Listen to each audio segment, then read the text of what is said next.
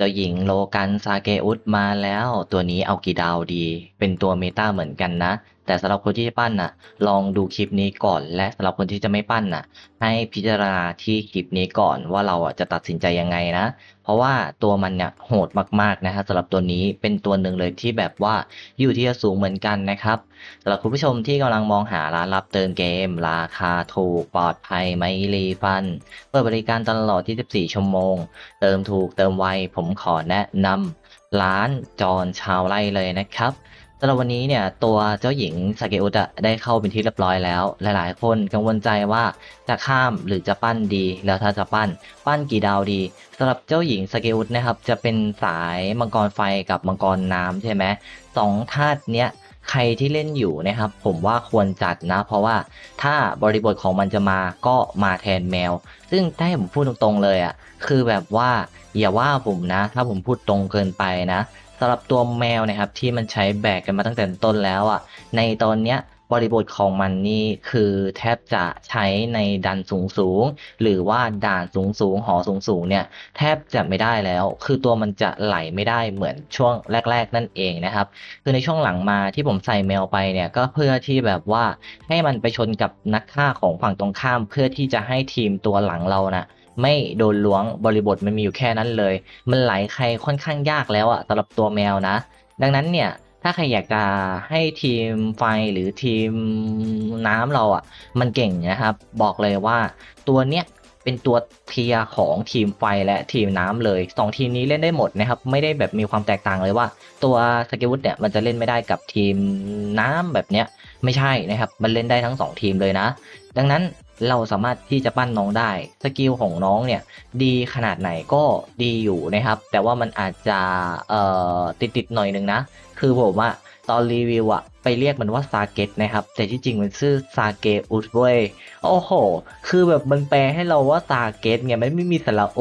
แล้วก็แบบว่าเป็นซาเกตเลยแต่ว่าเซิร์ฟเวอร์ไทยเป็นคำว่าซาเกอุสว่ะคุณผู้ชม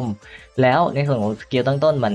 คือมันมีซีในการปั่นป่วนด้วยนะ มีการไล่เยือกเย็นนะครับ เย็นรวดเร็วและเหยอะไรแบบเนี้ยแล้วแบบว่ามีการแช่แข็ง4วิภายใน8วิใช้ได้1ครั้งคือมันแช่แข็งได้ค่อนข้างถี่นะดังนั้นบอกเลยว่าโคตรดีนะครับสำหรับตัวน้องนะถ้าเอามาเล่นทีมไฟและทีมน้ำนั่นเองและในส่วนของการทำดาวสกิลเบื้องต้นจะยังไม่อ่านให้เพราะว่าผมทำคลิปรีวิวไปแล้วสกิลค่อนข้างตรงกันนะดังนั้นในเรื่องการทำดาวถามว่าทำดาวเนี่ยมันควรจะทำไหนก็แน่นอนว่า ถ้าเล่นเป็นทีมหลักๆเราไฟน้ำแล้วมันต้องทำดาวตันไปเลยเพราะว่าเวลาต่อเนื่องของแช่แข็งจะยาวนานจนถึง6วินาทีประสิทธิภาพของการฟื้นฟูโทสะที่ศัตรูนะครับอยู่ในสถานะแช่แข็งจะลดลงถึง100%เลยคือแบบมันเก่งเลยนะครับแต่ว่าถ้าเอาแบบพอเล่นได้เอาไปชนแต่ไม่ได้เก่งแบบมากเวอร์อะไรขนาดนั้นก็อยู่ที่ช่วงปลดเลเวล4หรือก็1ดาวแดงขึ้นไปนั่นแหละนะครับแค่นั้นเลย ทุกครั้งที่ฝ่ายเราเนี่ยเปิดใช้งานปฏิกิริยาเอลิเมนต์ใช้พลังงานท่าไม่ตายครั้งหน้าของตัวมันเนี่ยจะลดลง1แต้มนั่นเองนะครับเพราะตัวมันมันจะใช้ค่าพลังงานท่าไม่ตายอยู่ที่4เลยแล้วทีนี้ถ้าเราเล่นกับทีมน้ำใช่ไหมมันจะมีในส่วนของเจ้าตัวเขาเรียกว่าสมบัติที่เราใส่ไว้ในสัตว์ที่มันเป็นน้ำมันก็จะได้ลดลงมาเหลือแค่3แล้วถ้า3ของมันมีการแช่ปฏิกิริยาเอลิเมนต์อะไรแบบเนี้ย มันจะเหลือแค่2อะไรแบบเนี้ยดังนั้นไม่ต้องกลัวในส่วนของค่าสกิลมันจะดูเยอะไปจริงๆใช้2แต้มเนี่ยตลอดนะครับที่มันจะติดกันก็คือคูลดาวน์นี่แหละ20วิที่มันอาจจะต้องรอกันหน่อยอะไรประมาณนั้นนั่นเองในส่วนของค่าโกรธหรือค่าอันติมันมีพออยู่แล้วแล้วก็มีแบบว่าใช้น้อยอยู่แล้วนั่นเองนะครับมันเหลือแค่รอคูลดาวน์นี่แหละเนาะดังนั้นตัวมันนะฮะเก่งมากคุณผู้ชม สำหรับในเซิร์ฟเวอร์นอกเนี่ยให้พูดง่ายๆเลยว่าตัวของซาเกอุสเนี่ยเป็นตัวเทียร์สูงสุดนะครับของทีมไฟและทีมน้ำเลยระดับสายนักฆ่านั่นเองนะครับถ้าใครมีภาษีที่จะชนะแบบเล่นเป็นทีมมันมากกว่าเลยนะครับไม่ว่าจะเป็นทีม2ทีม3ในอนาคตที่จะมีมาเนี่ยเอาตัวซาเกอุสมาเล่นได้นั่นเองนะครับบริบทมันก็ง่ายๆเลยแค่เราเนี่ยเอาไปแทนที่ของตัว น้องแมวนั่นเองนะครับง่ายๆสมมติว่าถ้าคุณผู้ชมเล่นเป็นทีมฟ้าแบบนี้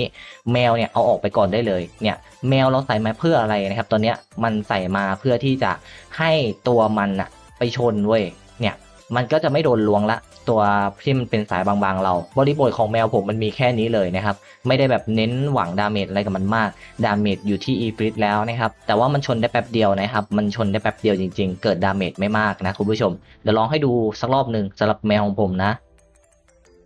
นี่คือแมวผมอะจัดเต็มมากนะครับใส่ของแบบจัดเต็มเลยเห็นปะมันล้วงเขาไม่ค่อยตายนะคุณผู้ชมมันล้วงไม่ตายอะเอามาชนไว้เฉยๆแค่นั้นนั่นแหละนะครับแต่ทีเนี้ยถ้ามันเป็นตัวสกิลอะมันสกิลค่อนข้างวงกว้างนะแล้วแบบไอ้ข้างหลังเนี่ยโดนนะครับมันแบบไปล้วงได้เรื่อยๆอะเข้าใจไหมแต่แมวเนี่ยมันจะไม่ค่อยมีบริบทสักเท่าไหร่นะครับในช่วงหลังๆมาเห็นไหม อ่ะให้ดูเป็นตัวอย่างกรณีนะครับเน้นแบบอย่างนี้เลยไม่งั้นนะถ้ามันเป็นสกิลเนี่ยตัวของข้างหน้าที่เราชนมันอะตายแล้วมันก็บางเหมือนกันนะครับสำหรับสายที่มันเป็นแอสซัสซินนะคุณผู้ชมถ้า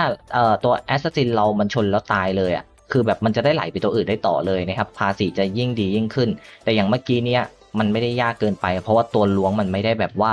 ดาเมจหนามากนะครับม้าดาเมจไม่แรงเท่าไหร่แต่ถ้ามันเป็นดาเมจแรงๆอ่ะ ผมยืนกับมันเนี่ยยังไงแมวผมตายก่อนแน่นอนสำหรับเมื่อกี้นี้นะอมตะสูญเสียเลยของตัวโพไซดอนนั่นเองคุณผู้ชมดังนั้นนะครับถ้าจะทำทีมน้ำหรือทีมไฟให้ดีเนี่ยเอาตัวสกิลมานะครับแทนที่แมวได้เลยแล้วทีเนี้ยเราก็เอามาปราบกับฝั่งตรงข้ามที่มันมีสายนักฆ่าสายแอสซัสซินสายล้วงเหมือนกันมันสามารถปราบได้ดีกว่าแมวเยอะนะครับแมวเนี่ยได้แค่ชนนะครับในเรื่องการสร้างดาเมจเนี่ยคงจะไม่เท่าไหร่นะคุณผู้ชม ดังนั้นนะครับก็ให้พิจารณากันแค่นี้นี่แหละสำหรับทีมน้ำทีมไฟแบบหลักๆอ่ะถ้าแมวมันเริ่มไม่ไหวแล้วก็ให้คุณผู้ชมสุ่มดีกว่านะครับน้องจะได้เอามาแบกได้นั่นเองเนาะอย่างของผมอ่ะด่าน600ไงยังไม่ได้ดันนะครับที่จริงผมดันได้ไกลกว่านี้นะแต่พอคนปกติเขาไปอยู่ที่650กันแล้วนะครับแต่ว่าผมไม่ค่อยได้ดันเนาะดังนั้นแมวมันก็เลยยังดูใช้ได้แต่จริงๆแล้วอ่ะ แมวมันแทบใช้ไม่ได้เลยนะสำหรับของผมอะเอามาแทงได้อย่างเดียวนะครับแล้วก็รอตายแป๊บหนึ่งอะไรประมาณนั้นนั่นเองเนาะถ้ากิจกรรมคำอธิษฐานเนี่ยครับผมจะติดเลทหรือเปล่าวะเนี่ยผมกลัวมากเลยเด้อกับไอ้สกินบ้าบอพวกเนี้ยคุณผู้ชมอืจะโดนไหมจะโดนไหมไม่น่าจะโดนหรอกมั้งเนี่ยแล้วก็ในส่วนของสกินอะคือแบบ6 ดาวสวยนะครับคุณผู้ชมเนี่ยจะเป็นประมาณนี้เลยมันจะเปลี่ยนเอฟเฟกต์สกิลอะไรใหม่ด้วยนะครับสำหรับตัวละครพวกนี้เนาะ นี่นะครับมีรูปโปรไฟล์โอ้รูปโปรไฟล์น่ารักครับผมอยากได้มากนะแต่ทีนี้เรานะครับมีเพชรน้อยเนี่ยก็พิจารณากันดีๆแล้วกันว่าจะปั้นไม่ปั้นแต่จริงๆบริบทมันอะเก่งมากของเซิร์ฟเวอร์นอกมันอยู่เทียร์สูงเลยนะแค่ว่ามันเอาไปเล่นกับทีมอื่นนะมันอาจจะไม่ได้เห็นผลประโยชน์มากมายอะไรก็แค่นั้นนั่นเองคุณผู้ชมนี่นะครับก็จะเป็นประมาณนี้เลยสำหรับกิจกรรมมันก็สำหรับตัวสไเกอุสนะครับ ก็จะมีแต่เพียงเท่านี้ไม่ได้รีวิวสกิลอะไรลึกซึ้งผมเคยทำให้ดูไปแล้วว่าสกิลมันเป็นยังไงนะครับก็ค่อนข้างตรงกันอยู่แล้วเนาะดังนั้นนะครับพิจารณาด้วยตัวเองได้เลยว่าจะสุ่มไม่สุ่ม